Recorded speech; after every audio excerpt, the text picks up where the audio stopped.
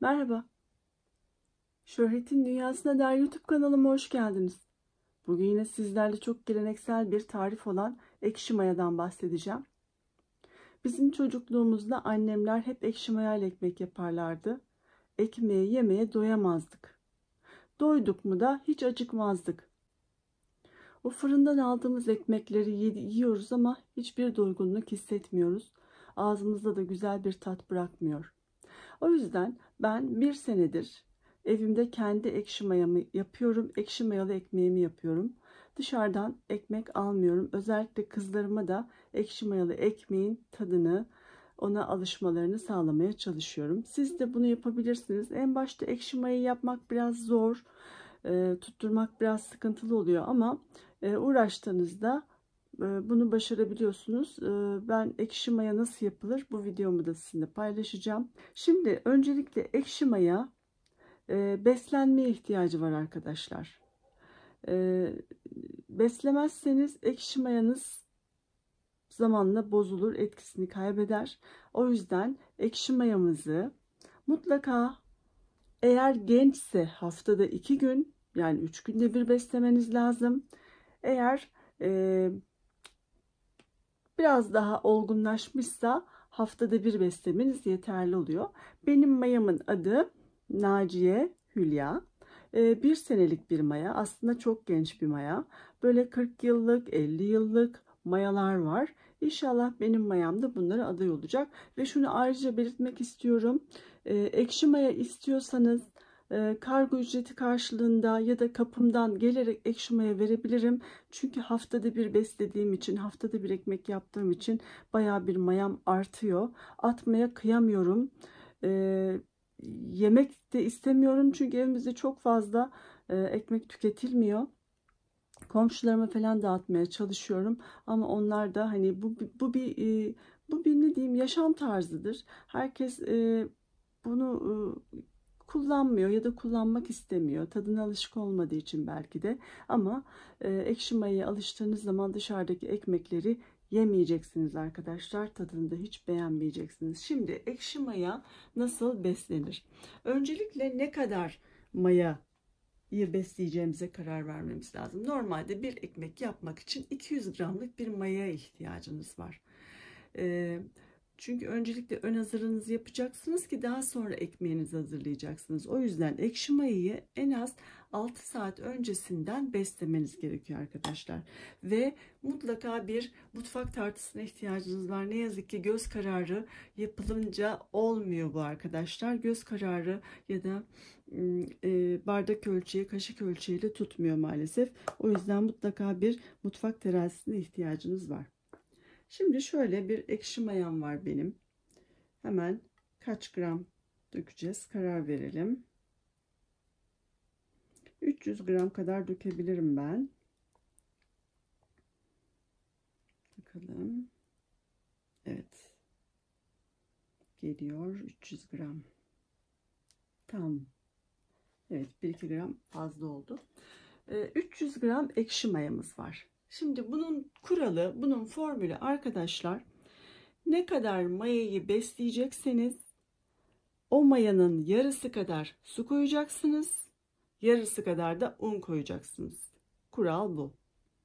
Ve tahta kaşıkla karıştıracaksınız arkadaşlar. Metal kaşık değdirmeyeceksiniz. Şimdi ben hemen bunun darasını alıyorum. 150 gram su koyacağım.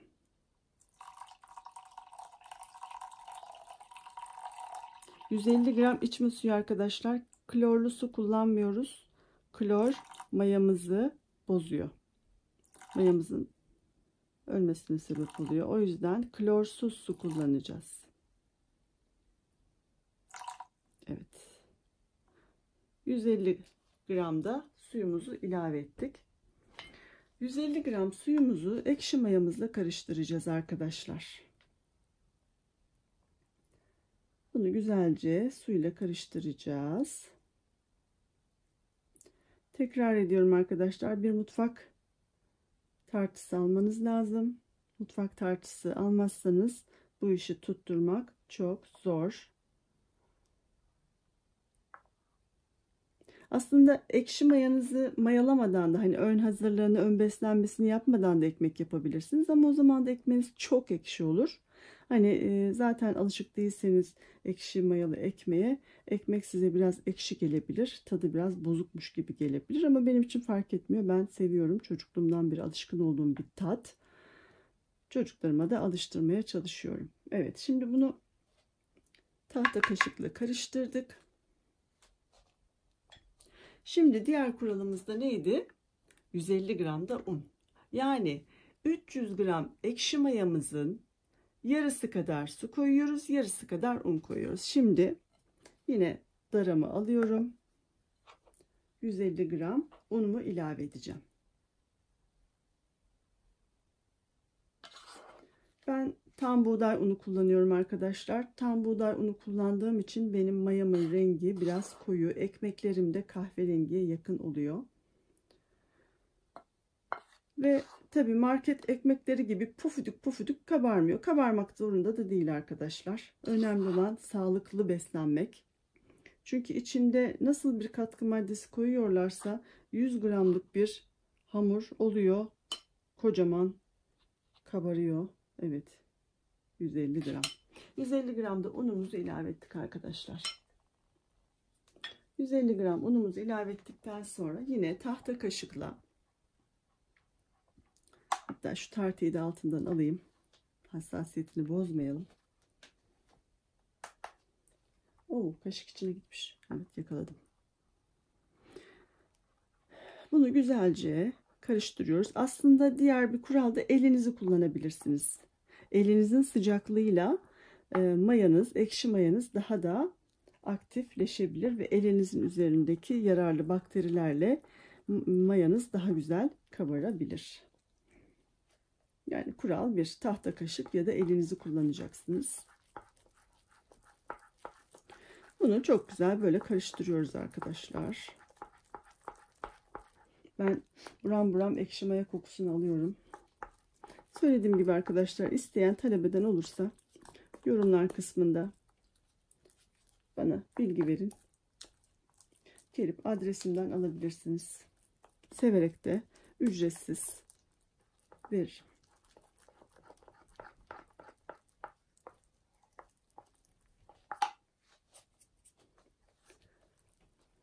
Ben mesela bunu böyle mayalıyorum arkadaşlar.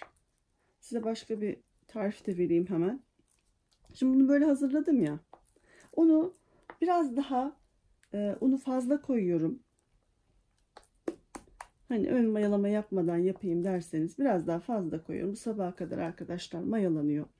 Onu teflon kapaklı bir tencerenin içine döküyorum. Biraz daha tencerenin içerisinde 1 saat kadar daha mayalanmasını bekliyorum.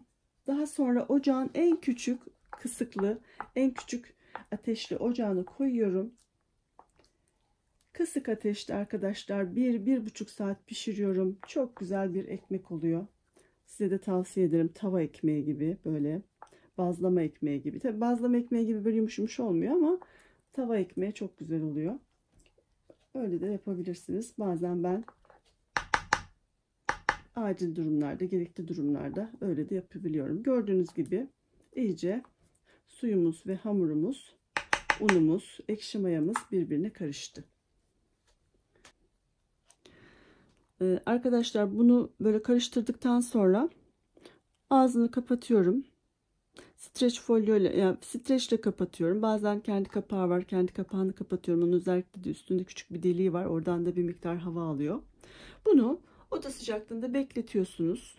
Üzerini de bir bezle örtebilirsiniz. Oda sıcaklığında 6 saat sonra ön mayanız hazır olacak. Ön mayanız hazır olduktan sonra 200 gramlık mayanızı alıp ekmek yapabilirsiniz. Arkadaşlar, ekşi mayamızı gece beslemiştik. Gördüğünüz gibi köpük köpük oldu. Çok güzel mayalandı. Ön mayamız oldu. Buram buram ekşi maya kokuyor. Şimdi mayanızın hazır olup olmadığını nasıl anlayacaksınız? Su testi var arkadaşlar. Su testi yapıyoruz. Ben bunu önceden su testi nasıl bir şey acaba diye merak ediyordum. Sonradan öğrendim. Sizinle de bunu paylaşmak istiyorum. Su testi nasıl yapılır? Öncelikle bir kaba su koyuyorsunuz. Mayanızdan bir miktar alıyorsunuz ve suyun üstüne bırakıyorsunuz.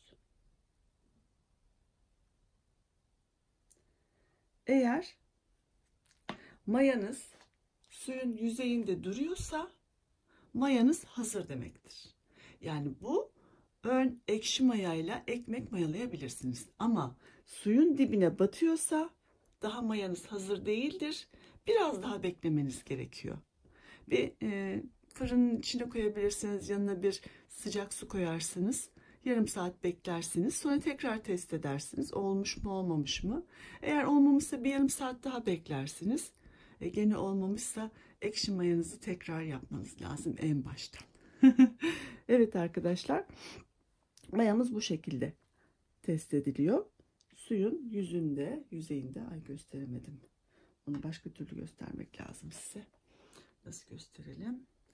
Hemen indirelim. Evet. Kameramızı da yukarı kaldıralım. Evet, bekliyoruz. Gördüğünüz gibi suyun yüzünde yüzüyor. Böyle olduğu zaman mayanız hazır demektir arkadaşlar. Gönül rahatlığıyla ekmeğinizi mayalayabilirsiniz. Bu mayalayacağınız kısmı ayırdıktan sonra kalan ekşi mayanızı buzdolabına koyabilirsiniz. Arkadaşlarınıza hediye edebilirsiniz. Komşularınıza hediye edebilirsiniz mayanızı. Krep yapabilirsiniz. Akıtma yapabilirsiniz. Yani her türlü değerlendirebilirsiniz arkadaşlar. B vitamini kaynağı, probiyotik. Çok rahatlıkla yiyebilirsiniz. Ben böyle hazırlayıp krep yapıyorum. Çok da lezzetli oluyor. Yani beyaz undan daha da güzel oluyor. Simay da çok seviyor. Aylin henüz yiyemiyor maalesef. Ama o da yiyecek inşallah. Azimle onunla da çalışıyoruz. Evet arkadaşlar. Size ekşi maya nasıl beslenir? Ekşi maya haftada kaç gün beslenmelidir? Ne kadar buzdolabında durur? Kaç gram ekşi maya ile ekmek yapılır? Ekşi mayanızın tutup tutmadığını nasıl anlarsınız? Su testi nedir? Bunların tarifini paylaştık. Umarım videomu beğenmişsinizdir. Beğendiyseniz beğen tuşuna, abone olmadıysanız abone olmayı unutmayın. Diğer videolarımı da seyretmeyi unutmayın. Sevgiyle kalın, hoşça kalın.